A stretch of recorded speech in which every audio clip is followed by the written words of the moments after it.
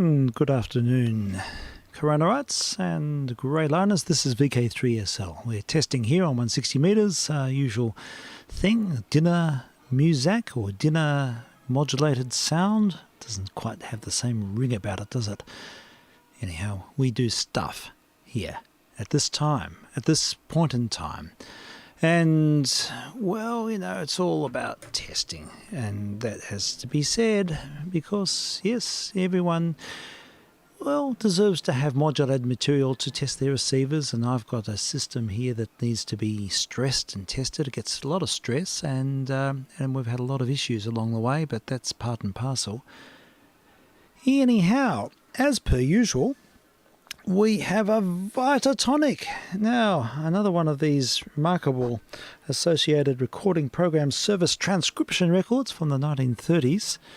And this is a remarkable collection that's been bestowed upon us here. And we have access to it. And in fact, the recordings we're playing at the moment doubles from the larger collection, which is held remotely, and I'm thrilled to be able to play a original material to air that sort of has a particular,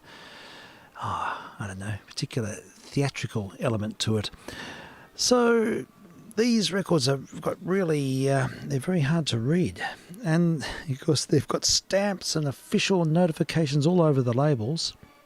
And this one has a big stamp that says, "This transcription is licensed only for broadcasting over wires to furnish music by Muzak." Well, Muzak is probably a better term for what we do here. But there will be some Muzak, and there will be some other, hopefully, if the internet holds up, there will be some bit of doco material, a few tangents. But anyhow, without any further ado, we shall commence. We'll have a listen to Harvey Tweed and his orchestra. Of course, are a pseudonym for somebody else, but we will have to guess. Maybe we'll have a competition. Who knows who Harvey Tweed was? It would be a major 1930s dance band and under a pseudonym working for the Associated Recording Program Service. So there we go. There's a little quiz. VK3SL. Testing.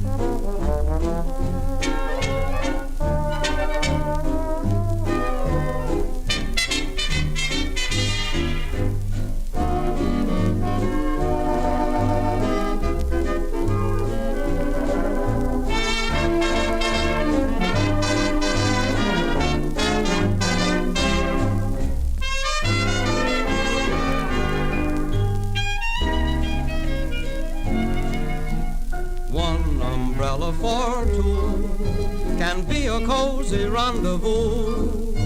The patter of the rain makes a lover's lane of a crowded avenue.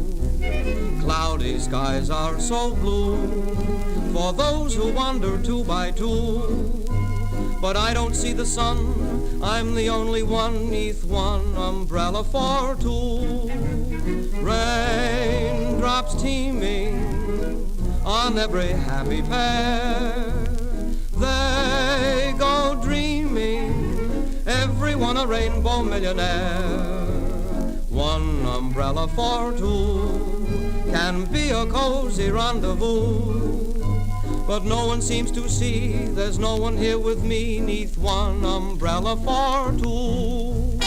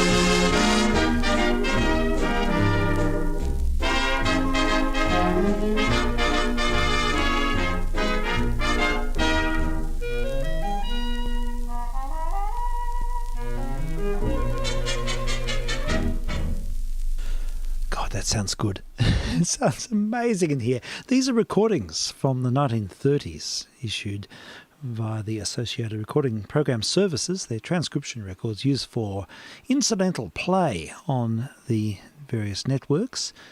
And the high fineness using the latest Western Electric equipment is something to behold. It's just luminous. It sounds incredible.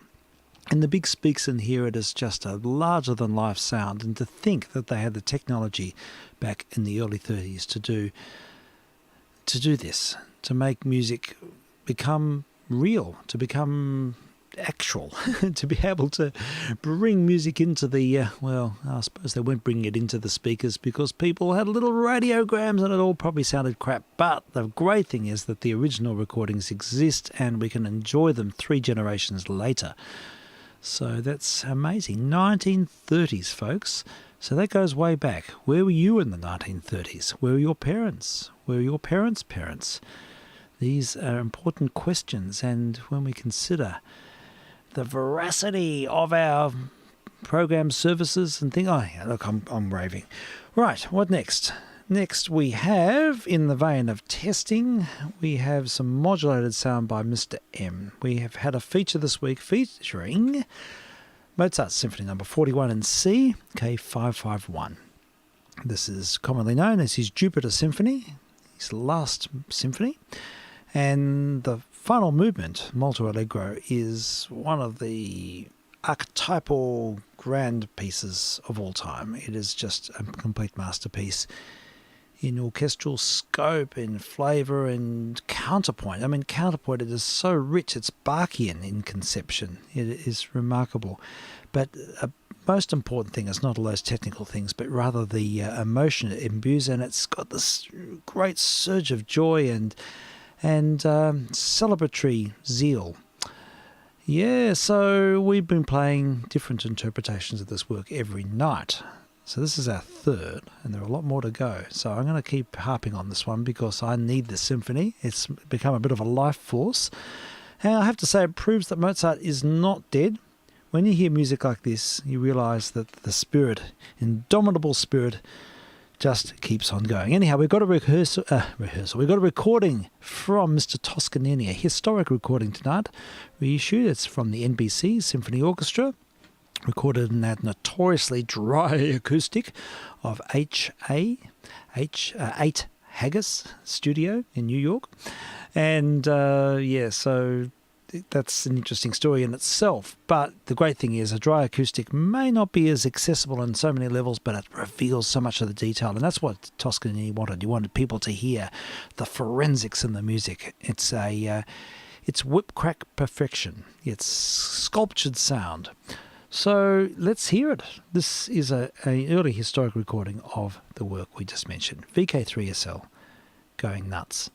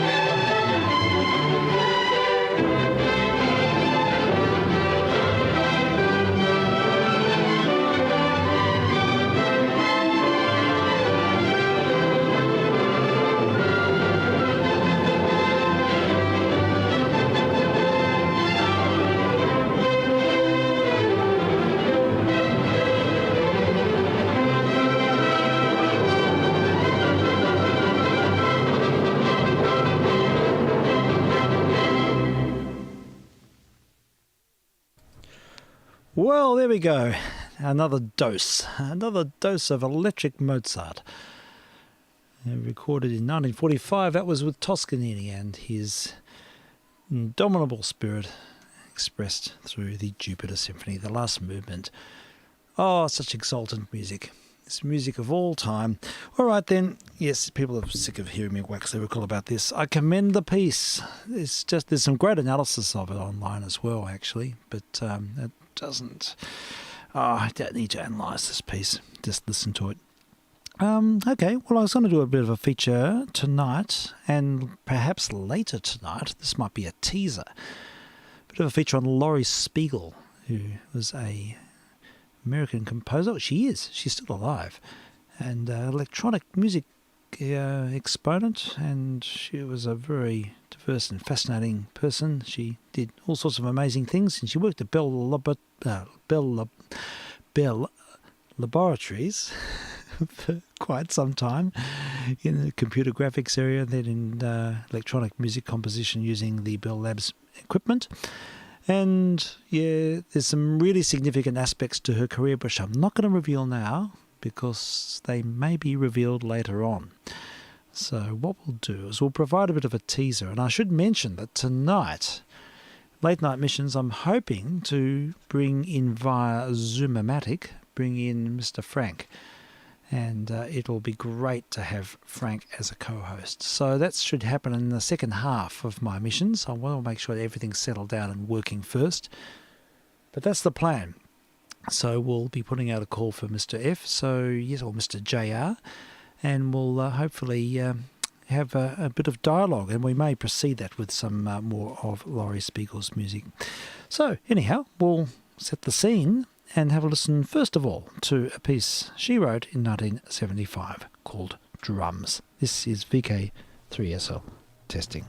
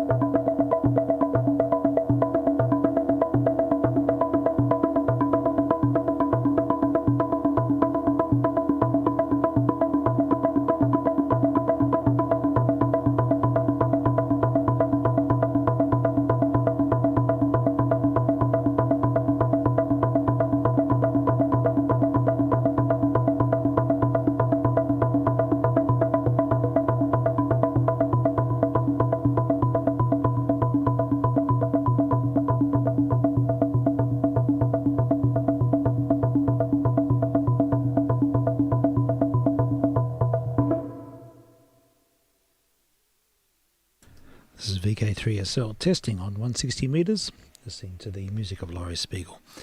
Composition called Drums, written in 1975.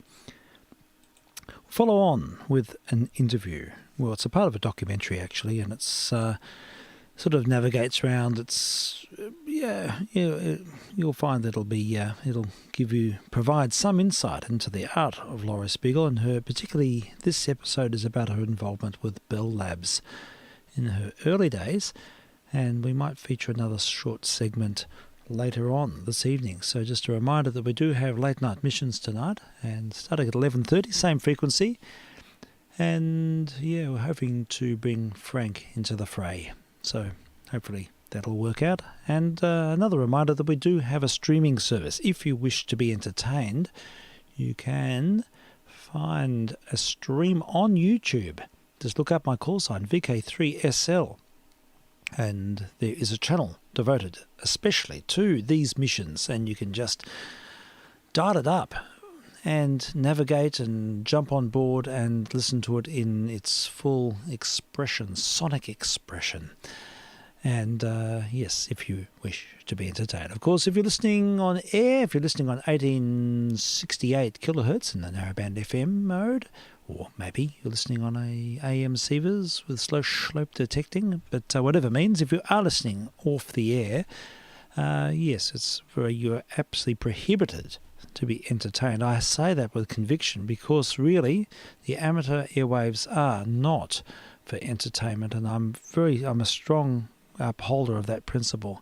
I think that needs to be made abundantly clear, and I say that with utter conviction. VK3SL testing.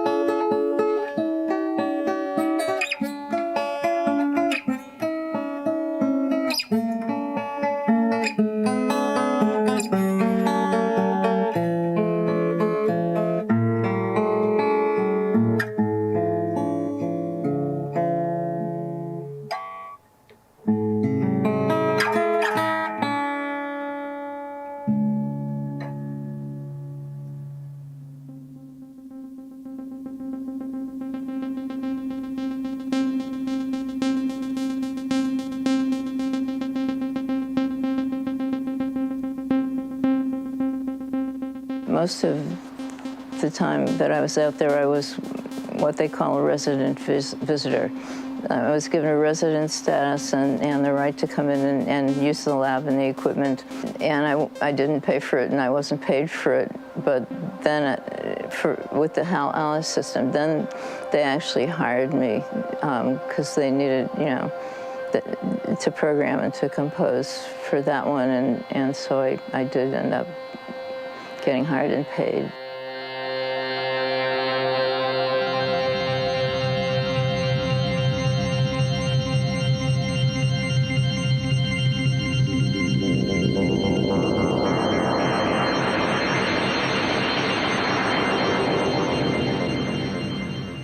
With Hal Alice's synthesizer, there were two other rationalizations that permitted me to be actually hired and paid. One was that nobody is a better test for a real-time interactive digital system than a musician. We put out more kinds of information in more different ways than just about any other kind of user you could come up with. And the other was that it was the 50th anniversary of Talking Pictures, and the Motion Picture Association in Hollywood had requested the labs to come up with something for the anniversary of the jazz singer, the first real talkie, which the sound had been done by Western Electric, which became part of Bell Labs. So we were the originator of sound for film, and we worked like crazy, and we got a hell of a demo together. And this world-class, very first, ostensibly first real-time digital synthesizer, and all flew it out to Hollywood and demonstrated it in front of, there's like Robert Wagner and Olivia de Havilland and a lot of other people who, what on earth is that? Sitting in the audience and thinking, was this some kind of glorified organ, and not having a clue about the state-of-the-art technology and all the many patents that had come out of that instrument.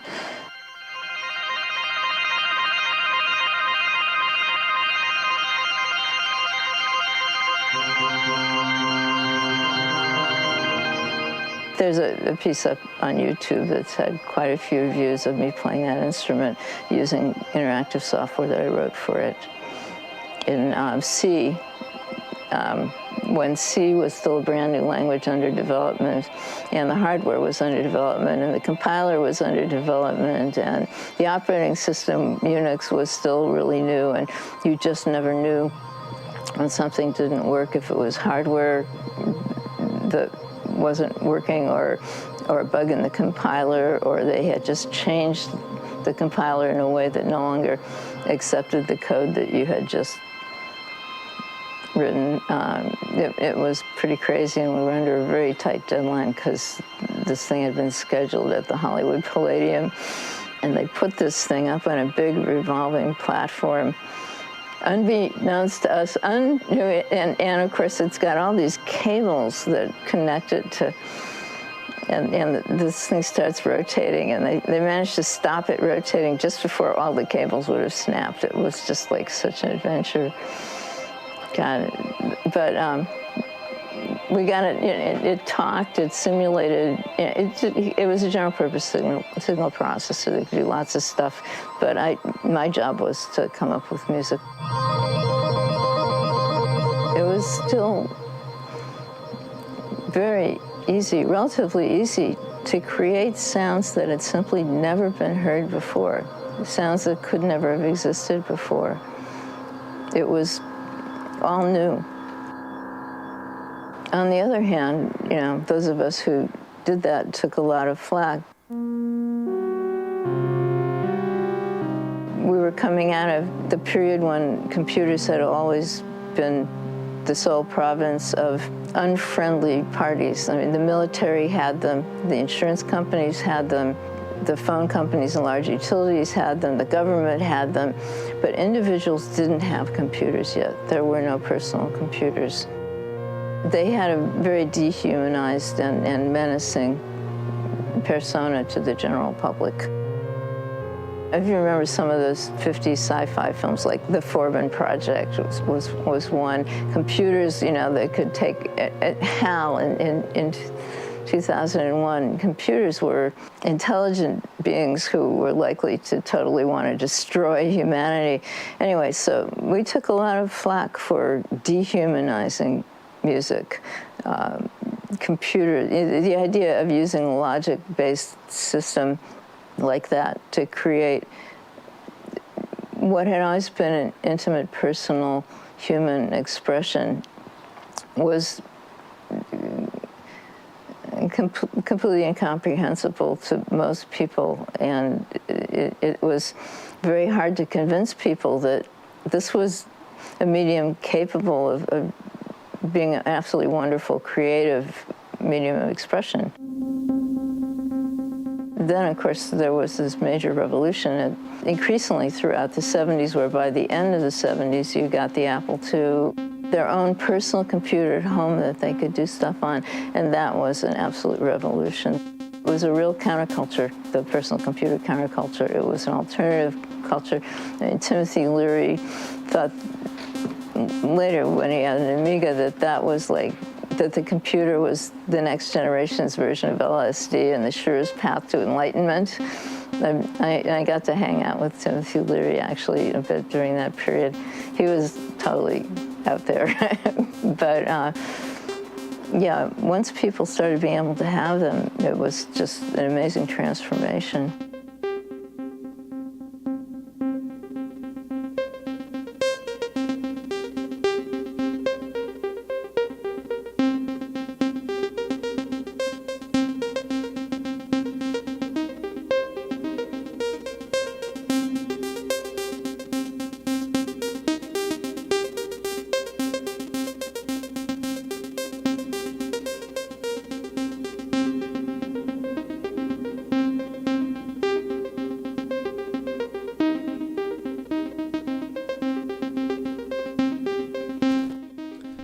vk3sl.